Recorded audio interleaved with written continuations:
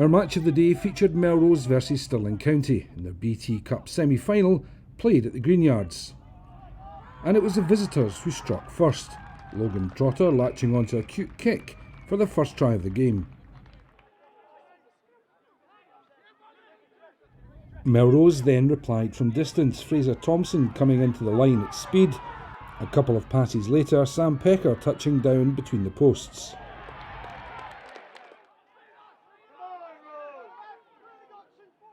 Thompson, the driving force for the home side's first try, scored the second. Good support from the fullback and a stroll into the corner.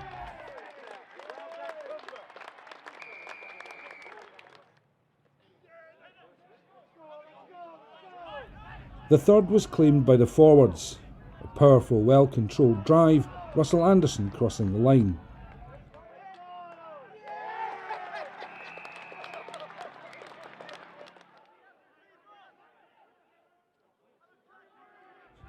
Melrose up 19-11 at half-time, and they added their fourth early in the second half, courtesy of Nick Bevan.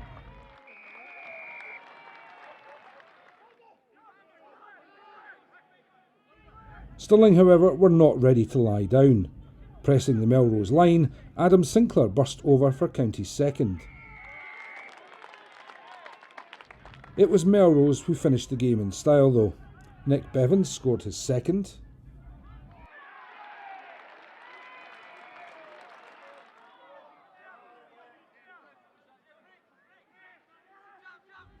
Niall Godsmark ran a great line for his. And Rudy Knott sealed a final berth at BT Murrayfield for Melrose. Final score: Melrose 48, Stirling County 18.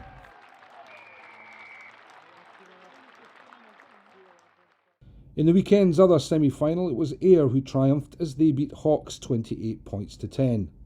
The final will be played at BT Murrayfield on the 22nd of April.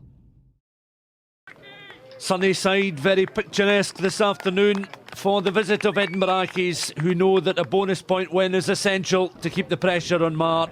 This is the penultimate game of the season as Falkirk led onto the field by captain Harry Russell. So these are two of the most attractive sides to watch. Very pleasant on the eye, expecting a lot of tries today.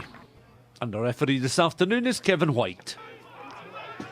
Falkirk, some sustained pressure here from the home side. McNabb taking the ball into contact. Just a few metres from that Edinburgh Accies line. The visitors having to do a lot of defensive work just at the moment. In there is Craig Hamilton, forced sideways. Now Russell on towards Robertson. Thought about the pass, delayed it onto Martin Hall, and he touches down for his first try of the season. The fullback, good combination there from the halfbacks. The delayed pass, very deliberate there from Robertson, and Martin Hall touches down, finding that little bit extra space. Quick ball out to Paul Loudon, brilliant acceleration over the 10-metre line against Martin Hall. Sidesteps Martin Hall, little pass into Will Stephen, and the two centres for the visitors linking up brilliantly here. The outside centre. There he is, you can see him driving run from Paul Loudon, and then the pass perfectly timed for Will Stephen to touch down. Ben Appleson, no mistake there with the conversion attempt, and Accies now have the lead. Alex Glashan, pass back in field, there's Loudon once more. Chalmers finds a little break, or a half break there in the Falkirk defence. Edinburgh Accies line themselves up again, and here's Jamie Soule. And he's round the fullback, and Jamie Soule's in for the try.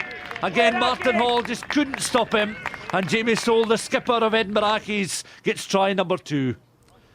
Appleson on the angle, makes no mistake. 2 converted scores, a good response from Edinburgh Accies after going behind. Falkirk standing position in the line-out, but managed to win the ball on towards Simpson, the hooker. Now the backs join in the party. Brims with a little offload now towards his centre partner Angus Rennie. Joining in now, coming off his wing, is Gary Dempsey. Falkirk looking to maintain the momentum here if they can, close towards half-time.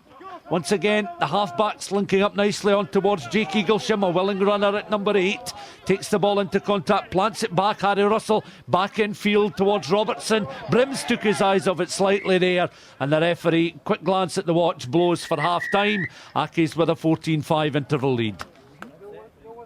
Accies then will be thinking about the bonus point try, but looking to secure the win, and this is better play now from Neil Aitken. A real drive up here from the flanker. Lovely offload to Drennan, and they're a step closer now because that's try number 3. Early stages of the second half, breaking the initial tackle here. Lovely sidestep as he danced his way into that 22, and then it was all about the timing of the pass. Drennan in plenty of space there. Simple stuff, and Edinburgh Accies, as Drennan was able to evade Gary Dempsey's attention, scored the try. Callum Black picks up, is forced sideways, needs some support, gets it from the highly rated Jack Bruce, the flanker. Glashan in towards Drennan, the latest try scorer. Can he get a second in quick succession? Accies, remember, looking for this bonus point score. Lacour, the tight head prop, takes 4 with him, and Lacour is over for the try. There is the bonus point. That's the try they were praying for. Glashan. Oh, lovely sidestep there from Glashan. Found some space in the Falkirk defence. Now he's going to back himself. He certainly is on the angle. Across comes Gregor Ramsay, but he's not going to catch him. And Glashan's in for the score. A 5th try, his 11th of the season. Glashan here, just measuring the run, measuring the angle as well. Gregor Ramsay had a lot of work to do, the right winger. He was tanking across, but he couldn't stop the Edinburgh Accies scrum half. Falkirk then.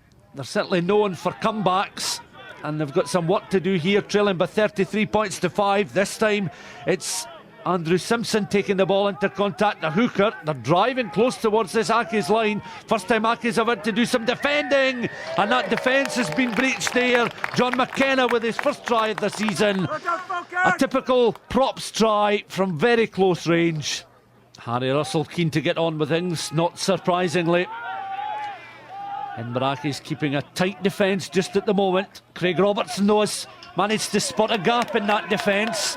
He's got options to his right hand side, including Andrew Hamilton. Hamilton tried to measure the pass out there to Kyle Rowe, gets it to the second attempt. Liam Brims now on that right hand wing, but Martin Hall could not receive the pass from Brims.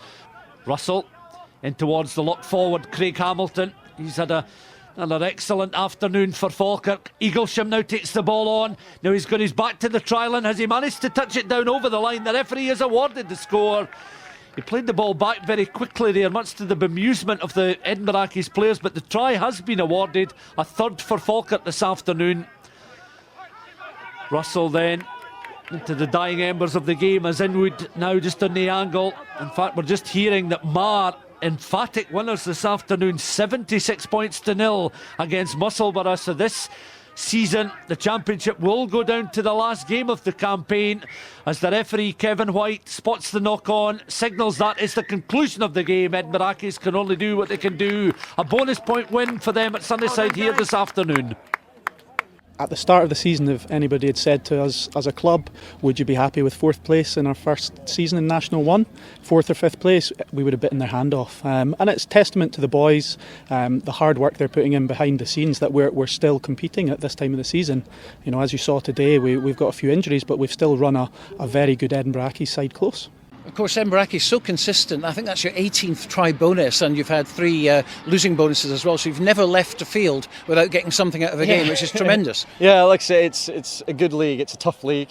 All the teams are there or thereabouts. But you know, we know our strengths. We stick to our game plan when we can, and we grind it out. We are going into our last game looking to pick up the 5 points, looking for a good performance first off. Hopefully, get the bonus point with the tries, and then we'll see what Mar do. We're not fooling ourselves. We're thinking Mar will probably pick that up and we'll go into the playoff, but we're more than ready for that. Well, let's just assume that you go into the playoff and you face Hawick. Hawick haven't played rugby for quite some time. They had a Board League game which they lost at home to Selkirk, who are obviously in fine form at the moment. You've been playing consistently. That's got to favour Edinburgh Accies, you would think. Yeah, it will. We're playing competitive games longer than they are, but we're not fooling ourselves. We know Hawick's a good outfit, a great club. They'll be doing their own preparation, they'll be down training. I know they've got a couple of practice games. I know they're playing Curry, for instance. I mean, we're under no illusions, like I say. They'll be ready for it, and so will we.